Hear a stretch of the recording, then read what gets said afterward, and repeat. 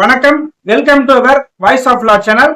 நம்ம சேனல்ல என்ன பார்க்க போறோம் அப்படின்னு பாத்தீங்க அப்படின்னா, போக்சோ சட்டம்னா என்ன, அது பற்றிய முழுமையான விவரங்கள் மற்றும் குழந்தைகளை எப்படி பாதுகாப்பாக வைத்துக் கொள்ள வேண்டும்.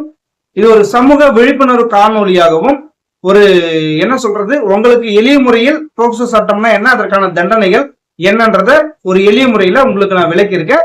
இதை முழுமையாக ஸ்கிப் பண்ணாம பாருங்க. மேலும் நம்ம சேனலை சப்ஸ்கிரைப் செய்யாம இருந்தா நம்ம சேனலை சப்ஸ்கிரைப் செய்து கொள்ளுங்க.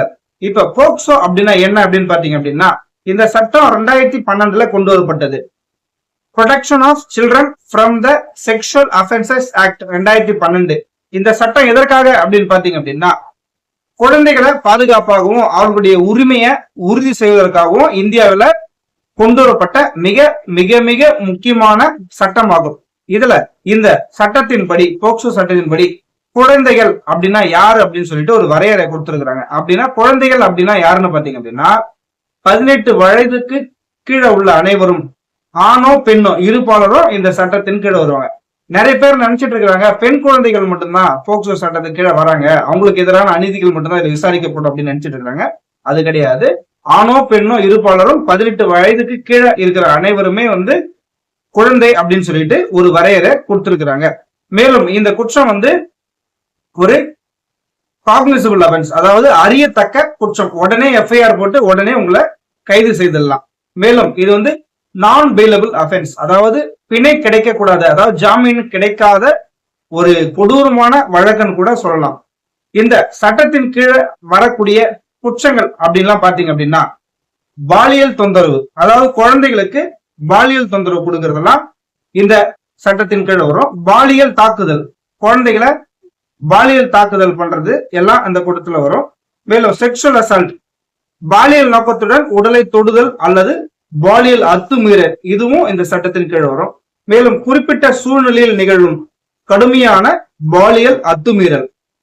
அடுத்து பாத்தீங்க அப்படின்னா பாலியல் தொந்தரவு, மேலும் பாலியல் ஊடுருவல். அடுத்து பாத்தீங்கன்னா குழந்தைகளை ஆபாச பதிவுகள் அல்லது காணொலியை பயன்படுத்துதல், இல்ல அவங்களுக்கு அந்த காணொலியை காமிக்கிறது, இதெல்லாம் பாத்தீங்க அப்படின்னா இதுக்கெல்லாம் வழக்கு பதிவு செய்யலாம். மேலும் இதுல எத்தனை செக்ஷன் இருக்கு அப்படின்னு பாத்தீங்க அப்படின்னா, போக்சோல 9 சாப்டராகவும் 46 செக்ஷனும் இந்த போக்சோ ஆக்ட்ல இருக்கு. முக்கிய நோக்கம், இந்த போக்சோ ஆக்ட் பாத்தீங்க அப்படின்னா எதற்காக, இதனோட முக்கிய நோக்கம் என்ன அப்படின்னு பாத்தீங்க அப்படின்னா, 18 வயதுக்குட்பட்ட குழந்தைகளை பாலியல் குற்றங்கள்ல இருந்து பாதுகாப்பது. மேலும் பாலியல் துன்புறுத்தல், பாலியல் வன்கொடுமை மற்றும் குழந்தைகள் தொடர்பான ஆபாச செயல்களை தடுப்பது, குழந்தைகள் நலன் மற்றும் கண்ணியத்தை காக்கிறது, குழந்தைகளுக்கு ஏற்ற, அதாவது சைல்டு ஃப்ரெண்ட்லியா விசாரணை மற்றும் நீதிமன்ற நடைமுறையை உறுதி செய்வது, போக்சோ ஸ்பெஷல் கோர்ட் மூலம் விரைவான விசாரணை மற்றும் நீதியை உடனடியா வழங்குறது, குற்றவாளிகளுக்கு பாத்தீங்க அப்படின்னா கடுமையான தண்டனை வழங்கி இது போன்ற குற்றங்களை தடுப்பதுதான் இந்த சட்டத்துடைய முழுமையான விசாரணை. இப்போ ஒரு குழந்தைகளுக்கு எதிராக ஒரு அநீதி நடந்து விட்டது அப்படின்னு பாத்தீங்க அப்படின்னா, புகார் அளித்த உடனே எஃப்ஐஆர் பதிவு செய்யணும். இந்த குழந்தையோட வாக்குமூலம் அப்படி எப்படி வாங்கணும் அப்படின்னு பாத்தீங்க அப்படின்னா, குழந்தைகளுக்கு வசதியான இடத்துல, அவங்க விளையாடுறாங்கன்னா அந்த விளையாட்டு இடத்துல வச்சுட்டு அந்த குழந்தைகிட்ட அந்த வாக்குமூலத்தை வாங்கணும். அவங்க குழந்தைகளுக்கு பயமுறுத்தாம, அந்த குழந்தைகளுக்கு அச்சம் இல்லாம மிக எளிமையான முறையில அந்த வாக்குமூலத்தை பதிவு செய்யணும். மருத்துவ பரிசோதனை மிகுந்த கண்ணியத்துடன், குழந்தைகளுடைய கண்ணியத்தோட அந்த நடைமுறை இருக்க வேண்டும். குழந்தையோட அடையாளம், அதாவது அந்த பாதிக்கப்பட்ட குழந்தையோட அடையாளம் ரகசியமாக காக்கப்பட வேண்டும். மேலும் சில இடங்கள்ல அந்த போலீஸ்காரங்கெல்லாம் பாத்தீங்கன்னா கூட, காவல் அதிகாரிகள்லாம் யூனிஃபார்ம்ல கூட போக மாட்டாங்க இந்த விசாரணைக்கு எல்லாம் பாத்தீங்க அப்படின்னா. மேலும் விசாரணை நடந்து முடிந்த, அதை எஃப்ஐஆர் பதிவு செய்து இந்த விசாரணை முடிந்த உடனே சார்ஜ் ஷீட் தாக்கல் செஞ்சு ட்ரையல் கோர்ட்டுக்கு போயிடும். அங்க, அதாவது ஸ்பெஷல் போக்சோ கோர்ட்ல, விரைவு நீதிமன்றத்துல சீக்கிரமா ஃபாஸ்ட் ட்ராக் கோர்ட்ல நடந்து இந்த வழக்கு சீக்கிரமா விசாரிக்கப்படும்.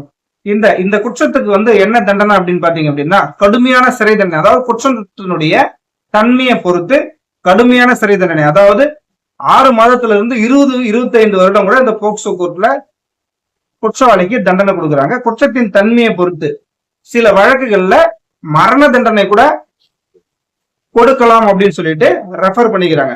ஒட்டு மொத்தத்துல இந்த போக்சோ குற்றம், அதாவது இன்றைய கணினி யுகத்துல குழந்தைகளை பாதுகாப்பாக வைத்துக் கொள்வது நம்மளுடைய தலையாய கடமை.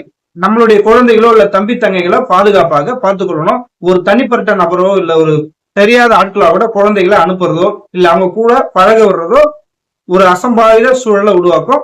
இந்த குழந்தைகளை நம்ம பத்திரமா பார்த்துக்கணும். மேலும் பாத்தீங்க அப்படின்னா குட் டச் பேட் டச் ஒரு நல்ல ஒழுக்கமான செயல்களை நம்ம குழந்தைகளுக்கு சொல்லிக் கொடுத்து ஒரு குற்றம் நடக்கிறதுக்கு முன்னாடி அதை தடுக்கிற கடமை நம்மளுக்கு முக்கியமா இருக்கு.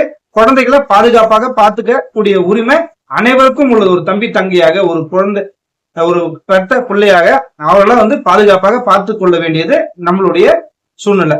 இது சமூக விழிப்புணர்வை எவ்வளவுதான் ஏற்படுத்தினாலும் குற்றங்கள் குறைய போறதுல நம் வீட்டுல ஒரு பாதிப்பு ஏற்பட்டா எந்த அளவுக்கு மன உளைச்சலா இருக்குமோ அது போலதான் அனைவரின் வீட்டிலையும்.